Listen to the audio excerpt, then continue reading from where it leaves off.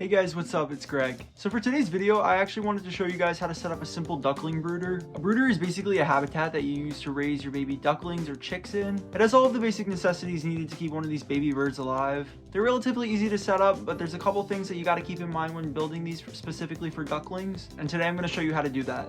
Make sure to check out my TikTok and my Instagram. They're both at Greg_Bashaw. Let's get started. So the first thing you want to do is decide what kind of setup you're going to want to use for your animals. There's a lot of different things that people like to use for brooders. Some of the common things people like to use for brooders are like guinea pig cages, plastic Tupperware storage bins, glass fish tanks, metal feed and watering troughs for like horses. I've seen people use plastic kiddie pools. Things you're going to want to avoid to use for a setup are cardboard boxes and other flammable objects. Something really important to keep baby ducklings alive is the constant need for warmth. So typically you're going to be using a heat lamp on top of the setup. Something like a cardboard box is flammable and can be very dangerous to use, so I highly recommend staying away from shit like that. Next, you're going to need to choose your feeder and waterer. These are the feeder and waterers that I like to use. I've been using things like this for years now. Basically, you could get feeders like this at any farm or feed store. You can get them at a lot of pet stores actually. If you're like me and you don't live in the country, you could easily order things like this on Amazon. Basically, these are quart size. They come in two separate parts.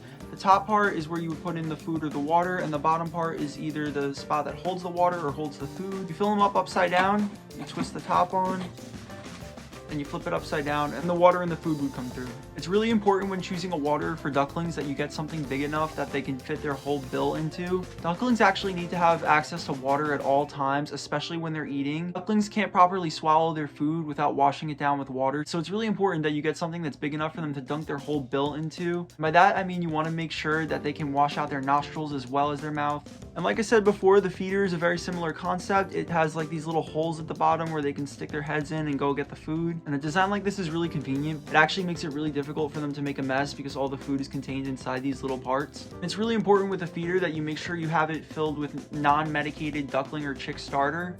Eventually I'm going to be doing a duckling care guide, and in that video I'm going to go over more of the specifics of how to care for them as well as their proper diet and nutrition. But it is important to note that they can't have medicated chick feed. And ducklings, since they eat more than chicks, they're going to eat more of that food and they're going to get too much of that medication in their system. This is the feed that I like to use. Another thing you're going to need is bedding. You want to stay away from things like cedar because that can be toxic to ducklings. I like to use anything that's a natural softwood.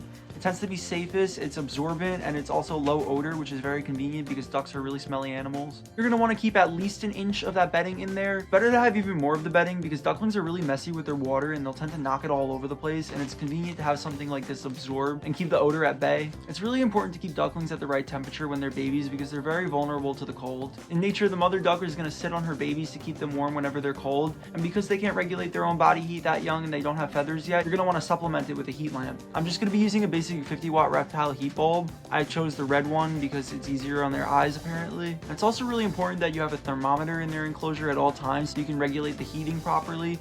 You don't want them to overheat, and you definitely don't want them to be too cold. Once you have all of that in mind, it's really simple to set up, and I'm going to show you how to do it. Let's get started. This time around for my brooder, I decided to use a guinea pig cage. The reason I use the guinea pig cage is because it's big enough to house the two ducklings I'm going to be getting for the first few weeks of their life. They're also inexpensive and very accessible. It's something I can rely on that's pretty sturdy, and if my dogs were to come in here, they wouldn't be able to break into this very easily. It also has a latch on the door, which I like.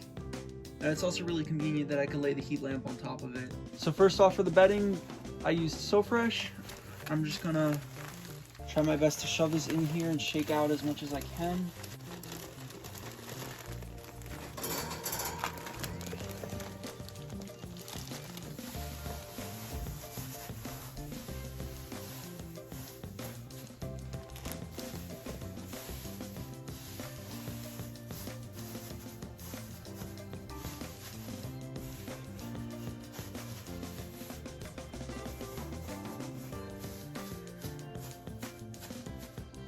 So there we go. It probably would have been a little bit easier for me to just dump out the bag in there with the top off, but it worked out in the end. It's really important with baby ducklings that you have a solid surface for them to put their feet on as opposed to wire. Some people use wire in brooders. Some people would argue that it's easier to clean because the poop will fall through. However, ducklings have really sensitive webbed feet, and the wire can actually damage and cut their feet open. So you're going to want to make sure that you have a nice solid surface like this that they can grip onto and build their leg strength. When building a brooder setup, you're going to want a hot side and a cold side. Basically doing that, it helps the ducklings regulate their body temperature. Right over here I have my red heat light.